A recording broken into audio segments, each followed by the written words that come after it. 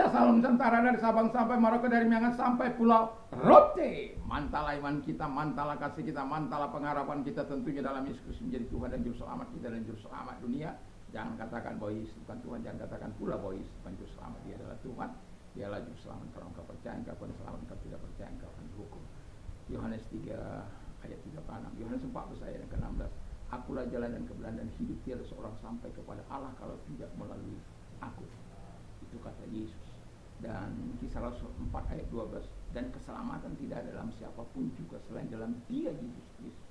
Karena di bawah kolongan ini tidak nama lain yang diberikan kepada manusia yang olehnya kita diselamatkan. Mantap. Dan Yohanes 3 ayat 16. Karena begitu besar kasih Allah akan dunia ini sehingga Ia mengaruniakan anaknya yang tunggal supaya saya dan saudara yang percaya kepada Tuhan tidak binasa, melainkan beroleh hidup yang kekal. Haleluya. Tuhan Yesus memberkati kita untuk percaya kepada Dia. Dan Roma 10 ayat yang ke-9, 10, dengan hati percaya engkau dibenarkan, dengan mulut mengaku engkau diselamatkan. Kiranya Tuhan Yesus memberkati kita. Dan saya mengucapkan selamat pagi bagi kita.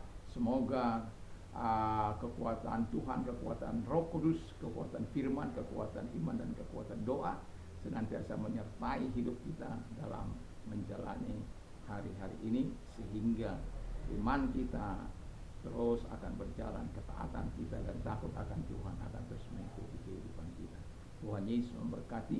Dan sebelum kita mendengarkan firman Allah, biarkan iman kami bertumbuh dewasa di dalam Engkau Tuhan, dalam nama Yesus. Haleluya. Amin. Saya akan membacakan lanjutan 2 Petrus 2:8 ayat 10. Demikian bunyi firman Allah, sebab apabila semua itu ada padamu dengan berlimpah-limpah, kamu akan dibuatnya menjadi giat dan berhasil dalam pengenalan akan Yesus Kristus Tuhan kita. Tapi barang siapa tidak memiliki semua itu, ia menjadi buta dan picik, karena ia lupa bahwa dosa-dosanya yang dahulu dihapuskan. 10. Karena saudara-saudaraku, berusahalah sungguh-sungguh supaya panggilan dan pilihanmu makin teguh, sebab jikalau kamu melakukannya, kamu tidak akan pernah tersandung. Puji nama Tuhan. Jadi iman yang dewasa. Kenapa bisa menjadi iman kita dewasa dari Petrus ini? Dikatakan kalau kemarin kan saya bercerita sore bahwa iman ada 7 hal yang harus kita miliki dalam hidup ini. Masihkah Anda ingat? Yang pertama itu iman kepada Kristus, kebajikan, lalu kemudian pengetahuan akan Allah, penguasaan diri, lalu ketekunan, kesalehan, lalu satu lagi love. Jadi itu yang membuat kita bergairah di dalam. Dan Alkitab katakan sebagaimana yang kita baca tadi, bahwa kalau semuanya itu, ketujuh hal itu ada dalam hidup kita, kita akan dikatakan oleh firman Allah yang pertama, kita menjadi giat dan berhasil. Tentu sebagai orang yang beriman, sebagai orang yang melakukan banyak aktivitas dalam kehidupan kita perlu ada semacam api yang begitu luar biasa, penggerak, supaya propelling power, itu untuk sesuatu yang menggerakkan hidup kita. Ember of life, bara api kehidupan. Nah, penggerak itu tadi yang ketujuh hal itu, sehingga kita dibuatnya giat dan berhasil. Giat dalam apa? Alkitab mengatakan kita akan giat dalam pelayanan kasih, seperti yang sudah kita tahu, dan juga dalam kesaksian, memberikan teladan hidup. Kita menjadi suratan yang terbuka yang dapat dibaca orang, bahwa ini orang percaya. Mereka akan jelas melihat kita sebagai orang percaya. Lalu kemudian dikatakan dalam pengenalan akan Yesus, kita semakin giat di dalam Dia.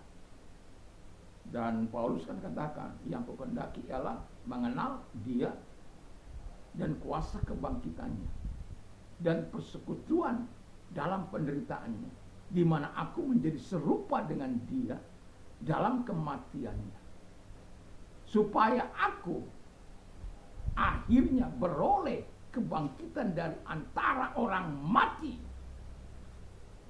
Artinya kita sama-sama dengan Tuhan. Apakah mudah untuk mengenal Kristus? Mungkin itu mudah.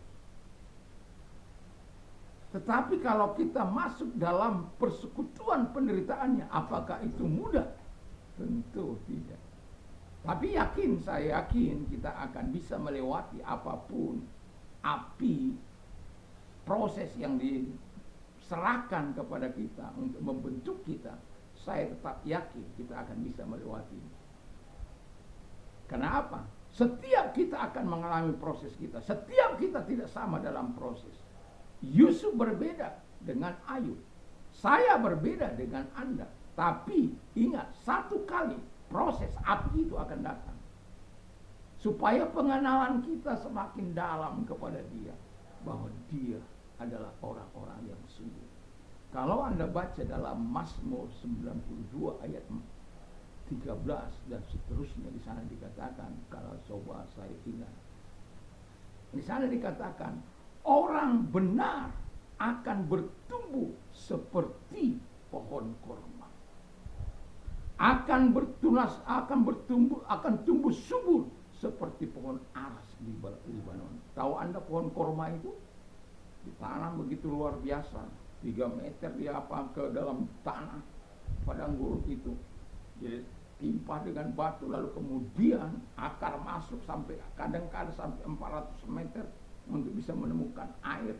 Lalu kemudian dia naik ke atas menghasilkan buah yang manis. Dan badai tidak dapat menghancurkannya. Seperti pohon aras di Libanon. Itu pohon yang sangat dipakai oleh Raja Salomo untuk mendirikan bait Allah. Sangat mahal, dan pohon aras ini sifatnya begitu terus hijau, ya, dan memberikan perlindungan. Tapi saya tidak sedang mengupas itu. Lalu orang yang ditanam di bait Allah, mereka seperti apa? Mereka akan tumbuh di pelataran bait Allah. Pada masa tuanya pun mereka masih tetap berbuah dan menjadi gemuk dan segar, untuk memberitakan bahwa Tuhan itu benar, bahwa Tuhan itu adalah gunung batuku, tidak ada kecurangan padanya. Itulah sebabnya kita harus tetap berada dalam Tuhan. Dan kita sudah lihat bagaimana Paulus yang begitu giat dalam Tuhan. Yang kedua dikatakan, kita tidak menjadi buta dan pici, kopar kapir sana sini. Orang dia puasa tetapi yang dimarahi orang-orang yang tidak dapat melakukan, tidak peduli berbeda iman atau tidak. Kamu harus menghargai, ya menghargailah. Tapi kan orang lain juga perlu hidup. Mungkin itu usahanya. Saya sudah menyaksikan bagaimana di depan rumah saya nasinya apanya dibawa padahal sudah ditutup dengan rapat. Sementara dia bukan muslim memang.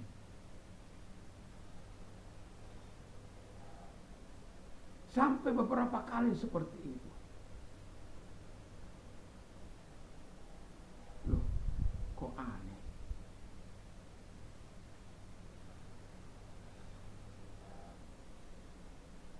Karena terlalu picik. Orang yang makan kok kamu yang terganggu. Saya puasa juga puasa. Sampai kadang lebih dari 40 hari saya puasa. Saya bukan untuk membanggakan diri, tapi saya mau katakan, orang makan di depan saya nggak jadi masalah. Orang minum depan saya tidak menjadi. Tidak saya katakan, ih, kamu nggak menghargai saya kan puasa. Enggak begitu. Bahkan kalau kita Kita ditawari, Allah di puasa. Oh maaf, maaf, maaf, Pak, maaf. Oh, nggak apa-apa, biasa saja. Harusnya kan begitu. Karena apa? Kita bukan orang yang buta dan picik. Orang yang buta dan picik itu seperti itu.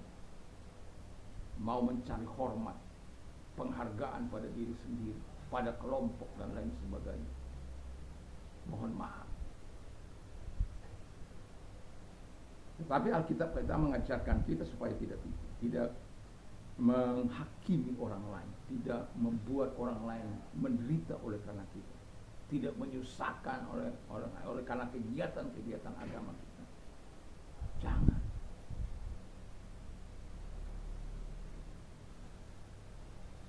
Kita pada akhirnya akan tiba pada kesimpulan kalau kita betul-betul ya hidup di dalam Tuhan ini, dalam Kristus, kita akan ahli menyelidiki batin kita, hati kita, pikiran kita, hidup kita.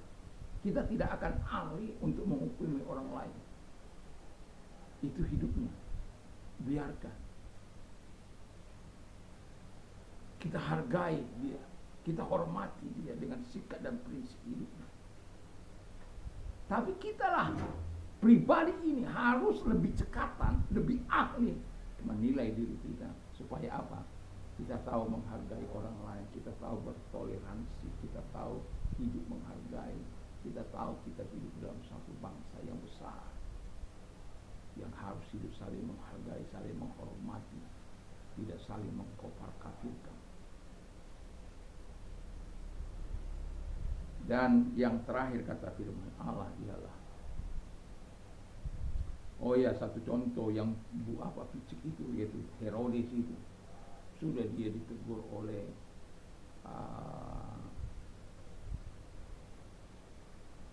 Yakobus, kepalanya malah disembelih karena dia mengambil istri saudara.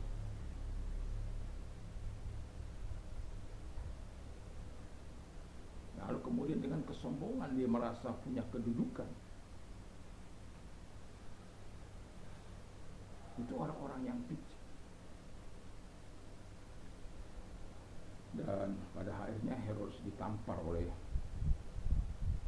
malaikat Tuhan dan dimakan oleh cacing-cacing. Dan yang terakhir, kita semakin teguh dalam panggilan dan pilihan kita. Jadi orang yang iman, yang dewasa itu semakin teguh dalam panggilan dan pilihannya kepada Tuhan, ya, pilihan. Dan kita semakin teguh dalam panggilan dan pilihan kita. Ya, kita sudah memilih Tuhan, kita dipanggil oleh Tuhan, tinggal pada panggilan itu, setia pada panggilan itu, setia dalam pilihan yang kita ambil. Hidup ini kan pilihan. Kita mau jahat, itu pilihan. Kita mau baik, itu pilihan. Tapi di dalam kekristenan, kita ada kekuatan dari Tuhan untuk melakukan yang terbaik dalam hidup kita. Itu sebabnya Tuhan mengajar kita untuk hidup kudus. Tanpa kekudusan kita tidak akan melihat apa. Kalau engkau mau melihat kuasa Allah bekerja dalam hidupmu, melalui engkau dalam hidup, hiduplah dalam kekudusan. Siapa yang tahu di kamarmu? Siapa yang tahu pikiranmu? Siapa yang tahu jalan-jalan hidupmu? Tapi Tuhan tahu. The eyes of the Lord are in every place, beholding the wicked and the good. Mata Tuhan ada di segala tempat untuk melihat orang berbuat baik atau berbuat jahat. Dia tahu. Itu sebabnya ya kita harus setia pada pilihan kita. Karena firman Allah kata kita setia pada panggilan itu. Kita setia bersaksi. Kita walaupun ada mungkin kesesakan, penganiayaan, kita tetap pada pilihan kita sekali Yesus dalam hidup kita. Tidak ada lain. Ya. Lalu kita semakin sungguh-sungguh mencintai Tuhan dan sesama Tuhan. Dalam kesaksian hidup kita betul-betul memberikan teladan yang benar, baik dalam perkataan maupun perbuatan. Tidak ada tipu muslihat di situ, tidak ada bunglon di situ, tidak ada hipokrisi di situ, tidak ada bukan dua di situ.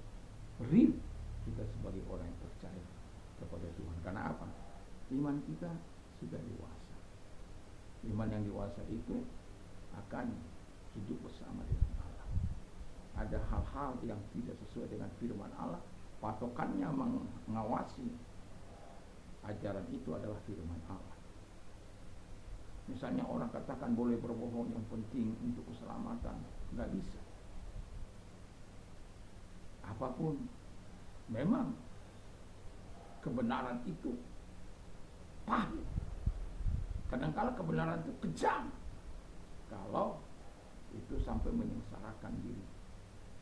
Tetapi itu kan karena dari perbuatanmu, makanya kebenaran itu diungkapkan. Dan itu sakit bagi orang-orang yang melakukan kejahatan. Tapi bagi orang-orang yang baik, bagi orang-orang yang hidup di dalam kebenaran, itu menjadi sesuatu yang sangat menyenangkan. Karena apa? Digenapi firman Allah. Jadi marilah kita, ya, iman yang dewasa tidak datang dengan sendirinya, tetapi melalui proses. Ada 7 hal yang harus kita miliki: iman kepada kebajikan, pengetahuan, pengendalian diri, ketekunan, kesalehan, kasih, ya, harus ada dalam hidup kita. Baru kita bisa menjadi orang yang giat dan berhasil dalam hidup ini. Dan kita juga tidak menjadi buta dan picik. Kita harus makin teguh dalam panggilan kita dan pilihan kita. Kiranya Tuhan bisa memberkati kita. Mari kita berdoa. Terima kasih Tuhan, kiranya Tuhan memberkati kami supaya kami menjadi orang yang dewasa di dalam Engkau. Dan kalau engkau sakit, apapun sakit penyakitmu, arahkan tanganmu kepada Tuhan. Mari kita berdoa. Terima kasih Tuhan, lihat tangan-tangan yang diarahkan kepada miskin sakit, kami ceritakan dalam nama Yesus, keluar segala sakit penyakit yang mereka miliki dalam nama Yesus. Datanglah kepada mereka, engkau tolong mereka dalam nama Yesus. Terima kasih buat pertolonganmu kepada mereka. Dan juga bagi engkau yang mengalami masa-masa sulit, datanglah kepada Tuhan. Allahku akan mencukupi segala kebutuhanmu dalam kemuliaan, dalam kekayaan dan kemuliaannya. Dan ingat bahwa Tuhan adalah Tuhan yang baik bagimu. Kalau engkau orangnya arahkan tanganmu kepada Tuhan, kita berdoa. Lihat tangan-tangan yang diarahkan kepadamu. Ada banyak persoalan hari-hari ini mungkin mereka hadapi oleh karena situasi kondisi zaman, tapi kami percaya kepadamu, selalu ada pertolongan, selalu ada jalan keluar yang akan kau berikan kepada mereka di dalam nama Yesus. Haleluya. Amin. Tuhan Yesus memberkati kita.